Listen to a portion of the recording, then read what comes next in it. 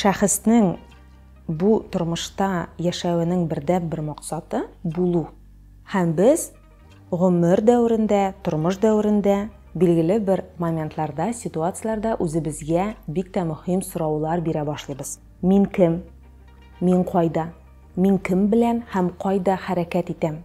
Алдагы тормышымны ничек көйлим? Алдагы тормышымда нинди адымнар ясыйм? Менә шундый сораулар бирә башлаган кеше, әлбәттә, үзен өйрәнә башлый.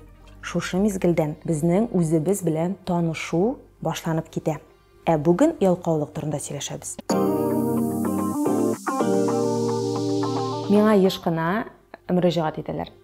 Менә мин ялкауланып ятам, бер нәрсә дә эшлисем килми, миңа зинһар ярдәм итегез, ялкаулыктан ничек чыгарга дигән сораулар бирәләр. Дөресен генә әйткәндә, мин ялкаулыкның барлыгына ышанып бетмим. Чөнки кешенең бердәнбер максаты, әгәр дә без бу дөньяга килгәнбез икән, шәхес буларак яшибез икән, бердәнбер максат булу. Русча әйткәндә быть. Нәрсә соң ул булу? Булу ул әлбәттә нинди дә булса эшләр башкару.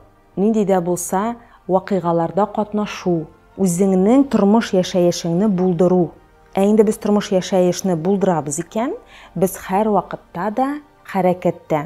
Без һәр вакытта да уйлаган максатларыбызны, эшләребезне тормышка ашыруда тырышабыз, тырышлык куябыз.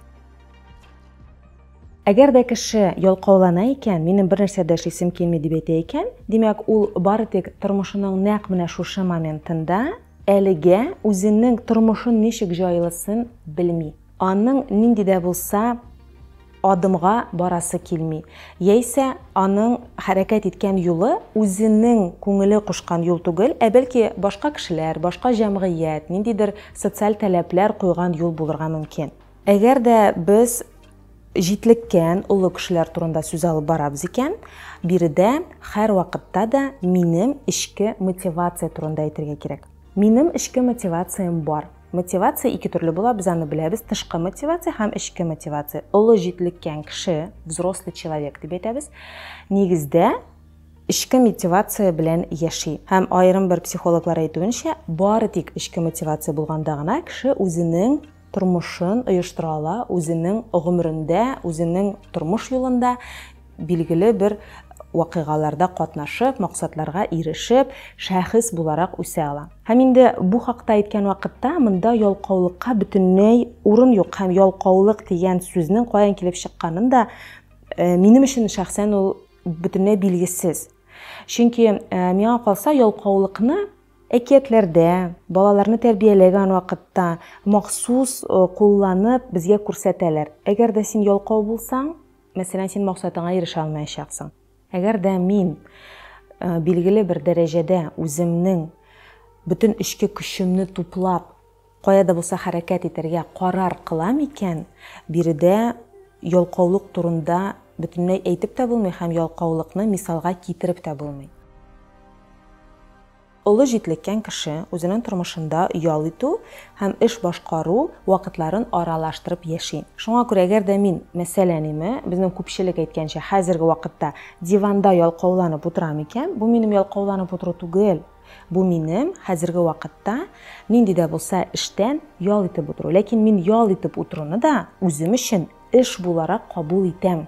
Эш куштырнаклар эчендә. Ни өчен эш буларак? Чөнки шәхес үзенең гомеренең, тормышының һәрбер мизгелендә үсештә.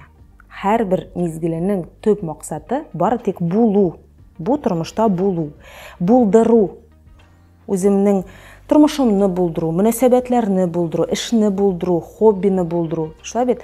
Шуңа күрә әгәр дә мин булдыру турында эшлим икән, минем тормышымның һәрбер минутында, һәрбер мизгелендә мин шушыны булдырам. Үземнең ялымны булдырам. Үземнең мәсәлән, физик күнекмәләрне ныгыту өстендә эшлим икән, мин аны булдырам. Әгәр дә мин профессиональ яктан үсештә икән, хәзерге вакытта эштә мөһим проектлар башкарам икән, мин шулай аларны булдырыр өчен мәйданчык әзерлим. Димәк, кеше һәр вакытта да булдыру өстендә эшли.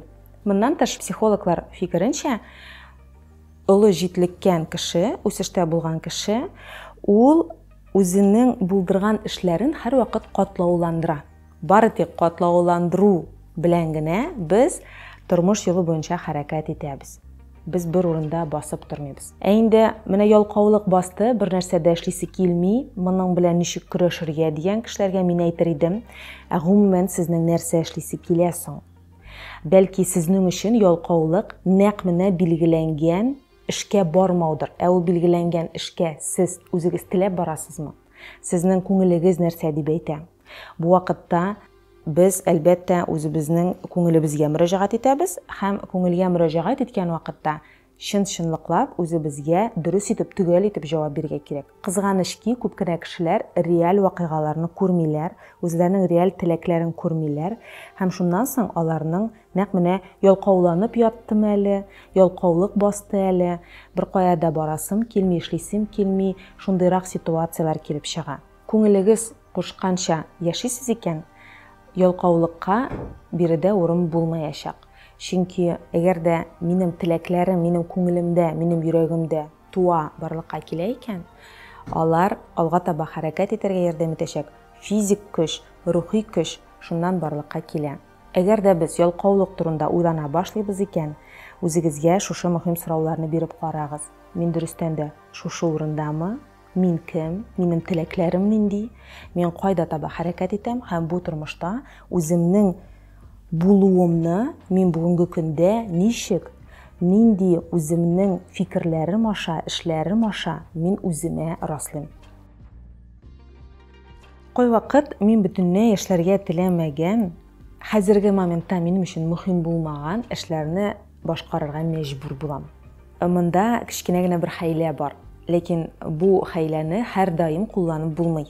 Моны бер-ике тапкырына кулланып була үзегез белән. Безнең кешенең организмы дип әйтәбез, кешенең психикасы 3 әйбердән гыйбарәт. Бу безнең тәнебез, безнең уйларыбыз һәм безнең хисләребез. Һәм мин менә шулай итеп бер нәрсә эшләргә теләмичә өйдә ятам икән, мин хәзерге моментта үземнең тәнемнән сорыйм.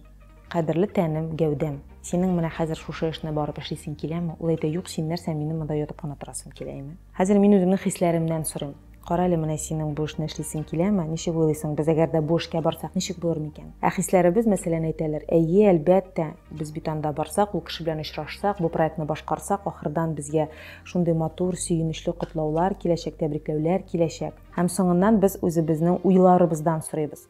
Кара әле, кадерле минем уем. Име, без шушы эшне башкарсак, ничегрәк булыр микән, барыйк микән шушы эшкә? Һәм монда безнең инде фикеребез, безнең уебыз әйтә. Беләсеңме, дөрестән дә менә хәзер син бик арыгансың, синең моны эшлисең килми, ләкин син аннары ахырдан сөенечле хәбәрләр, котлаулар, тәбрикләүләр алачаксың. Шуңа күрә дә без синең белән менә бүген генә барабыз. Ләкин мин үземнең гәүдәмә нәрсә дип әйтәм? Мин менә бүген барам, хәзер җыелып барам, ләкин мәсәлән, шушы эшне башкарып кайтканнан соң мин үземә, гәүдәгә, үземнең тәнемә ял бирәчәкмен. Менә шушы 3 модельлек арасында булган кыскача гына диалог еш кына безгә торырга теләмәгән җирдән торып, бүгенге моментта минем өчен мөһим булган, кирәк булган әйберләрне башкарырга ярдәм итә. Ләкин моны һәр даим кулланырга ярамый. Чөнки 3-4-5 тапкырдан соң сезгә мәсәлән сезнең гәүдәгез, тәнегез әйтәчәк, син мине алдаладың. Син миңа әйткәнең, менә шунда гына барып кайтабыз да, аннары без синең ял итәбез дип, син миңа ял бирмәдең. Яисә сезнең хисләрегез әйтергә мөмкин. Мин бөтенләй теләмәгән эшкә барып тотындым, эшләдем, аннары мин теләгән эшләрне башкармадык. Син мине алдаладың дип, ул сезгә шулай әйтергә мөмкин. Әлбәттә, инде булар бөтенесе дә, менә мин шулай итеп аңлатып күрсәтәм, ләкин булар бөтенесе дә эштәге процесслар. Ләкин менә шушы 3 моделлеккә мөрәҗәгать итү сезгә үзегезне аңларга күбрәк ярдәм итәчәк. Ялкауланып ятасыз икән, ялкаулык басты икән, һәр вакыт 3 ноктадан үзегезгә сорау бирегез. Хәзерге вакытта минем фикерләрем нинди, минем хисләрем нинди һәм минем тәнем, гәүдәм үзен ничек хис итә? Шушы сорауларны үзегезгә биреп, сез нәкъ менә шушы мизгелдә, шушы моментта үзегез өчен кирәкле карар кабул итеп, башкарасы эшләрне башкара аласыз. Үзегезгә игътибарлы булыгыз.